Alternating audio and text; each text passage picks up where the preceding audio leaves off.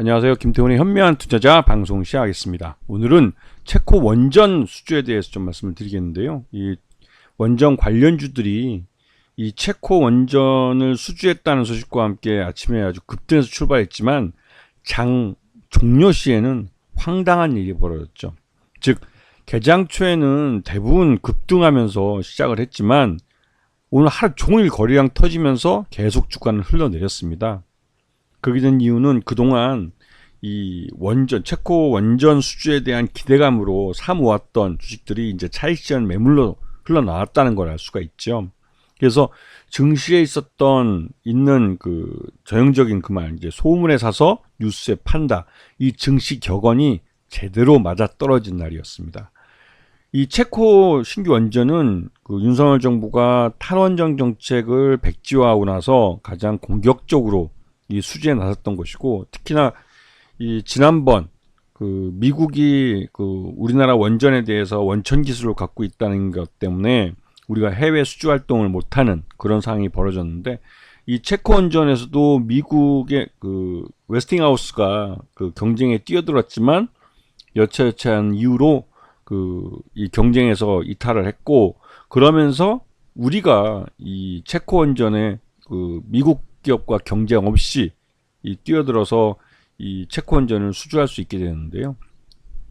이때 가장 큰 경쟁자는 그 이 프랑스 전력공사였습니다. 왜냐하면 이 프랑스는 같은 EU권 국가고에서 영내이기 때문에 오히려 더 유리한 고지에서 협상을 할 수 있었는데, 그 무엇보다도 그 가격이 가장 큰 차이를 보였다고 합니다. 우리나라는 프랑스가 제시한 가격보다 거의 뭐 반 정도 되는 헐값에 수주를 했다고 해서 이게 이제 덤핑 논란도 일으키기도 했는데요. 하여튼 여차여차한 그 이유들 때문에든 무엇이든 간에 수주는 했고, 이 수주가 성공한 것 때문에 지금 한 15년 만에 두바이 원전 수출 이후에 15년 만에 다시 또 한국형 원전이 해외에 수출될 수 있는 그런 기회가 생긴 겁니다. 여기 이제 수주전에 뛰어들었을 때 팀 코리아라는 것을 만들었는데요. 이게 이제 수력 원자력, 이게 한국 수력 원자력이 우리나라에서 원전을 발주하는 회사입니다. 그리고 이제 공기업이죠. 그리고 그 계열사인 한국전력의 계열사인 한국전력기술, 한전기술이라고 상장이 돼 있죠. 그리고 한전 KPS가 있고요. 그다음에 두산 에너빌리티와 대우건설 등이 참여를 했습니다. 여기 이제 한전 원자력 연료라는 회사 또 비상장 업체인데 여기에 참여를 했고요. 그래서 이제 체코의 이제 신규 원전은 태블린이라는 곳과 두코반이라는 곳에 각각 2기씩 짓는 건데, 요번에 발주가 나온 건 두코반입니다. 두코반이의 2기에 대해서 24조 원에 우리가 수주를 딴 거고, 그래서 각각 12조 원의 공사비가 들어가는 거죠. 여기에 한전기술은 이 원전을 설계하는 역할을 하게 되고, 두산 에너빌리티는 이 안에 들어가는 원자로와 같은 주기기를 만드는 것이고요. 그다음에 대우건설은 이 원전을 건설하는 시공사입니다. 그다음에 한전연료는 핵연료를 여기다 공급을 하고요. 한전 KPS는 시운전과 정비를 맡고 있고, 또 이러한 그 각 기업들이 각각의 이제 그 역할을 맡아서 수주전을 뛰어든 것이죠. 두산그룹 같은 경우 회장까지 그 체코로 날라와서 이 수주전에 간접 지원을 했던 걸로 알려져 있습니다. 그래서 일단은 이 한수원이 그 계약 주체가 되어서 이 프라하에 있는 그러니까 체코의 신규 원전을 이제 두코바니 거를 2기를 우리가 이제 수주를 하게 된 것이죠. 그래서 이제 각 12조 원씩 2기니까 24조 원의 우선 협상 대상자가 된 것이고, 이에 따라서 이제 신규로 이제 이 계약 조건들에 대해서 세부적인 부분을 이제 협의를 해야 되고, 이걸 내년 3월 달까지 그 이 세부적인 조건들을 다 서로 논의를 끝마치고 내년 3월에 계약을 하게 됩니다. 지금 현재로서는 프랑스보다도 거의 반값 정도밖에 안 되기 때문에 가격면에서는 굉장히 유리하지만, 이 말 그대로 이제 원전이라는 게 굉장히 안전성이 담보돼야 되기 때문에 이게 말 그대로 이제 부실 공사가 되거나 하면 큰 사고가 발생할 수가 있죠. 그렇게 되면 무한 책임이기 때문에 그 자칫하다가는 이 공기업이 파산할 수도 있습니다. 자칫하면 우리나라 공기업이 파산하면 공기업에 대한 지급 보증을 쓰고 있는 정부도 잠수타단 자빠질 수가 있는 거죠. 그래서 하여튼 내년 3월까지는 이 세부적인 항목들에 대한 계약 조건들을 이제 협상을 하게 됩니다. 그리고 거기서 최종적으로 계약이 조건들이 다 마무리되면 합의가 되면 이제 본계약을 체결하고 실제로 공사에 들어가게 되는 거죠. 자, 엊그저께 이제 이 사실이 체코 원전을 수주했다는 사실이 처음 알려졌을 때 제일 먼저 용산 대통령실에서 브리핑을 했습니다. 체코 원전 수주에 대해서 이게 이제 윤석열 정부의 탈원전 정책 백지화를 대표하는 나름대로 좀 홍보하고 정부들의 그러니까 국민들에게 뭔가 좀 좋은 호재성 재료로 사용될 수 있다고 해서 용산 대통령실이 제일 먼저 체코 원전 수주에 대해서 브리핑을 했죠. 그리고 이 브리핑한 내용에 대해서 다음날 보도들이 이루어지면서 특히 이제 현지 언론들, 이 체코의 현지 언론에서 이 헐값 수주, 그러니까 이 덤핑 수주에 대한 말들이 보도가 나왔고 이게 이제 국내 이제 언론을 통해서 이제 소식이 전해졌습니다. 그래서 이에 대해서 이제 산업통상부 자원부 장관이 직접 나서서 이 체코 현지 언론에서 보도한 프랑스 이 전력청의 원전 대비해서 반값 정도밖에 안 되는 현재의 낮은 가격에 이 덤핑으로 수주했다는 것은 말이 되지 않고 이 우리 기업들의 경쟁력이나 가격 경쟁력이 뛰어났기 때문에 덤핑이 아니다라고 주장을 했습니다.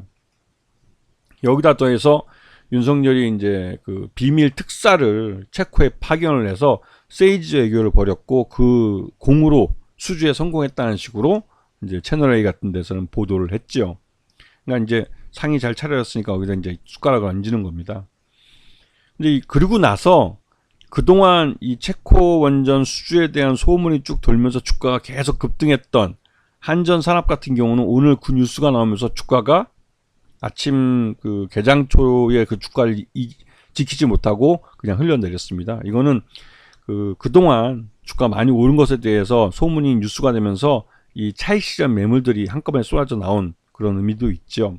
그리고 한전 KPS에서도 대규모 물량이 쏟아져 나왔습니다. 근데 이런 종목 같은 경우는 이 한꺼번에 물량이 쏟아져 나왔기 때문에 다시 한번 주가가 반등하기에는 좀 에너지가 필요해 보이고 시간이 더 걸리기도 하죠. 이렇게 이제 갑자기 급등을 했다가 장대양봉에 이 거래량이 터져버리면 실제로 이 주가를 다시 회복하기는 굉장히 오랜 시간이 걸립니다. 그리고 이 두산 에너빌리티도 대표적인 원전에 들어가는 주기기를 만드는 회사인데 이 회사 같은 경우도 지난 연말 이후로 계속 올랐을 때 올 2분기 들어와서 4월달 중순부터 해서 주가가 오르기 시작해서 한 15,000원 요 기때부터 이제 오르기 시작해서 지금 거의 한 25,000원까지 올라갔으니까요 오늘. 근데 뭐 거래량이 나올 만큼 터질 만큼 터졌고 나와서 이제 다시 주가가 장대 음봉으로 밀려버렸기 때문에 실질적으로 다시 한번 주가가 오르기에는 이제 좀 손바뀜이 이루어져야 한다는 생각이 좀 들기도 합니다. 거기다 이제 체코 원전에 대해서 이 덤핑 논란이 계속 있으면 실질적으로 여기에 참여하는 민간 기업들 같은 경우는 수익을 챙길 수 있을까라는 의문이 들기도 하죠. 정부 공기업 같은 경우는 정부가 우리 국민 세금으로 메꿔줄 수 있지만 민간 기업들은 정부의 이 세금으로 이런 손실을 메꿔줄 수가 없습니다. 그렇기 때문에 두산 에너빌리티 같은 경우는 이 덤핑 수주를 할 경우 대우건설과 이 두산 에너빌리티는 낭패를 당하게 되는 거죠. 그리고 이게 추후에 아까 앞에서 말씀드렸던 두 개의 더 원전을 추가로 수주할 경우에는 이게 덤핑이 아니라 뭐 제값을 받을 수 있다라고 말을 하지만 이게 애초에 첫 단추 자체가 이제 덤핑이라는 말이 나올 정도로 이 경쟁자였던 프랑스 원전의 반값 정도밖에 안 된다는 그런 헐값이라는 말이 나오면서 솔직히 좀 우려되는 측면이 있습니다. 왜냐면 예전 15년 전에 UAE의 에미리트의 이제 원전을 수주했을 때도 이를 기점으로 해서 한국 원전이 해외 수출에 길이 나설 것이라고 했지만 결국은 이 원전 특허 문제가 걸려서 지난 15년 동안 계속 미국의 눈치를 보면서 제대로 수출도 못하고 있었던 게 사실이고 실제로 작년에 윤석열이 이제 미국에 가서 이 한미 원전 협상에 대해서 이제 나름대로 이제 그 관련된 이 협상을 하고 왔을 때 미국의 특허를 존중한다고 인정해 버리는 바람에 우리는 어디 가서 요번 특히 체코의 건도 체코 원전 수주에도 원천 기술료를 미국에게 지불해야 될 가능성도 있습니다. 그렇게 폿대고 찻대고 하면 과연 수익이 남는 장사일까라는 의문이 나기도 하죠.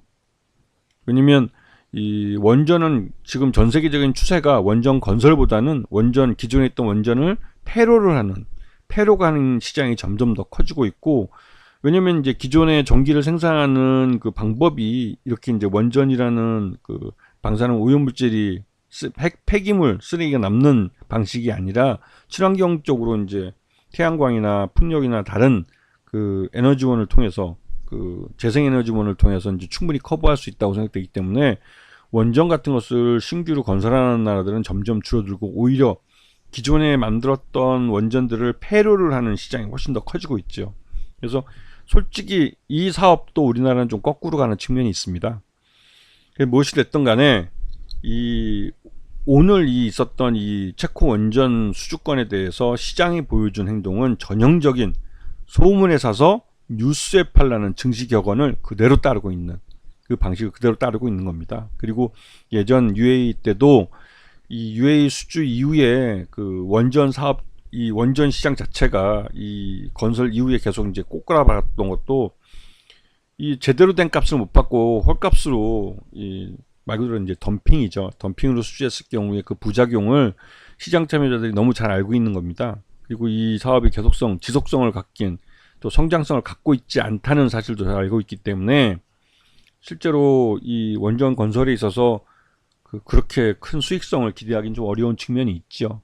그런 부분이 이 주가에 실질적으로 영향을 미치고 있는 것이라고 볼 수 있습니다. 그래서 이건 전형적인 테마주 매매 형태로 대응하는 것이 맞지, 이게 뭐 회사 기업 가치가 계속 성장을 해서 뭐 장기적인 우상향하는 차트를 그릴 거라고 환상에 빠지면 좀 위험할 수 있겠다는 생각이 좀 듭니다. 아시겠죠?